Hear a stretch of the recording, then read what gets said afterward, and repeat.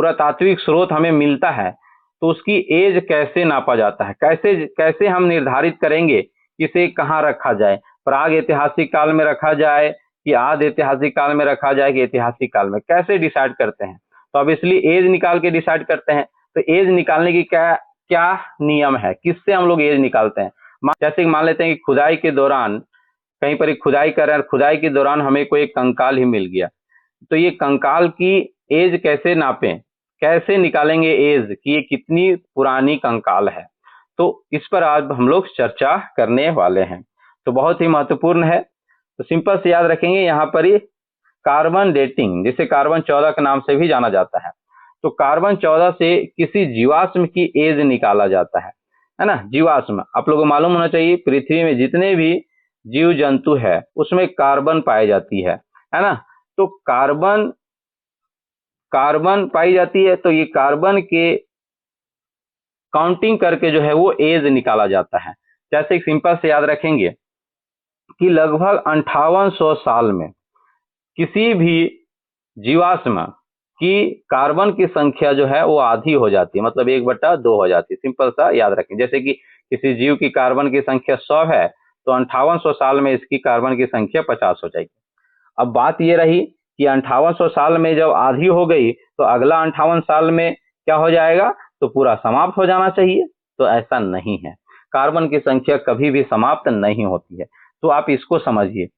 अगला 5730 वर्ष में जो है, मतलब कि अगर दोनों जोड़ देंगे तो ये क्या हो जाएगा, 1/4 हो जाएगा।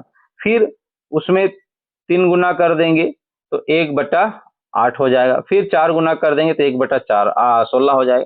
इस तरह से बढ़ते चला जाएगा। मतलब कि जैसे कि 1 साल से हम लोग राउंड फिगर मानते हैं 6000 तक, इसमें कार्बन की संख्या क्या हो गई, आधी हो गई, 1/2 हो गया। मतलब कि अगर 100 था तो ये 50 हो गया।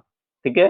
फिर अगला 6000, मतलब कि अगर यहाँ से देखा जाए, यहाँ से 1 से यहाँ 12000 राउंड फिगर मानते हैं तो 12000, ये कार्बन की संख्या कितनी हो गई, 1/4। मतलब कि 100 था तो 100 का 1/4 मतलब अब 25 हो जाएगी, है ना।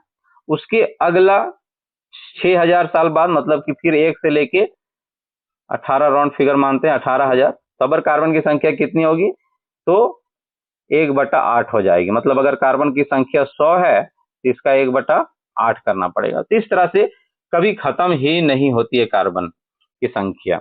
और इस तरह से कितनी भी पुरानी जीवाश्म मिले तो उसकी एज जो है वो आसानी से निकाला जा सकता है। यहाँ क्वेश्चन यही पूछता है कि किसी भी जीवाश्म की आयु निकालने की विधि को क्या कहते हैं, या किससे निकाली जाती है। तो कार्बन डेटिंग, जिसे कार्बन 14 के नाम से जाना जाता है।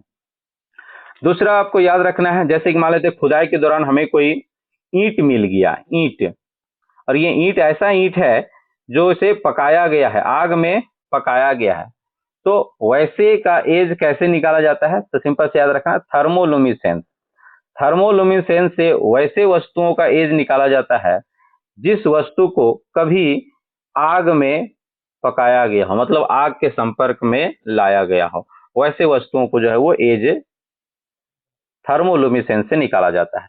जैसे कि आप ऐसे समझिए कि कोई खुदाई के दौरान हमें 2 ईंट मिला, एक ईंट ऐसा मिला जिसे पकाया गया हो, मतलब आग में इसे पकाया गया हो, और एक ईंट ऐसा मिला जो केवल बना के छोड़ा गया था, इसे आग के संपर्क में नहीं लाया गया था, ईंट इसे आग के संपर्क में नहीं लाया गया था। तो इस कंडीशन में थर्मोलुमिसेंस से किसका एज निकलेगा, जिसका आग के संपर्क में लाया गया होगा, इसका एज निकाला जाएगा थर्मोलुमिसेंस से, और इसका एज थर्मोलुमिसेंस से नहीं निकाला जाएगा। तो ये सिंपल से याद रखना।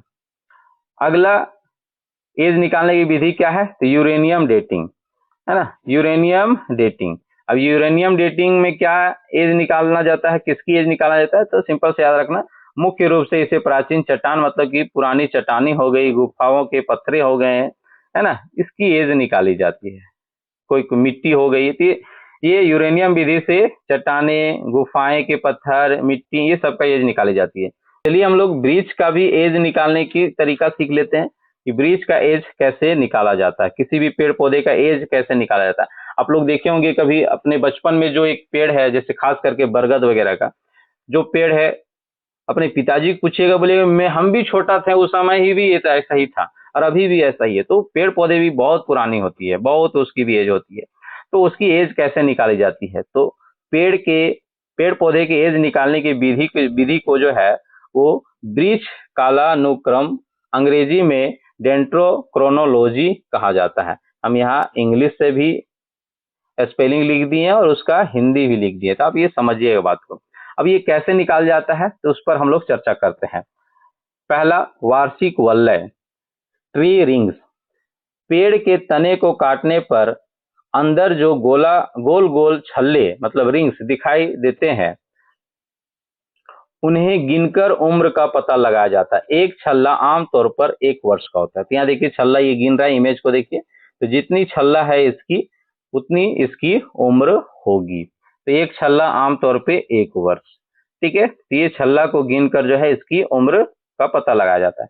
तो अब बिना पेड़ को देखिए, वार्षिक वलय में पेड़ को काट कर जो है उसकी वलय गिनी जाती है, लेकिन बिना पेड़ को काटे बगैर उसकी एज निकालना हो तो उस विधि को कहते हैं इंक्रीमेंट बोरर।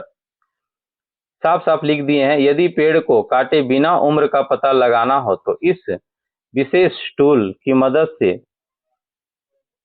तने के अंदर से एक छोटा सा बेलनाकार हिस्सा निकालकर छल्ले को गिनना जाता है। तो सिंपल सा याद रखना है कि पेड़ पौधे की एज को कैसे निकाला जाता है। तो आज हम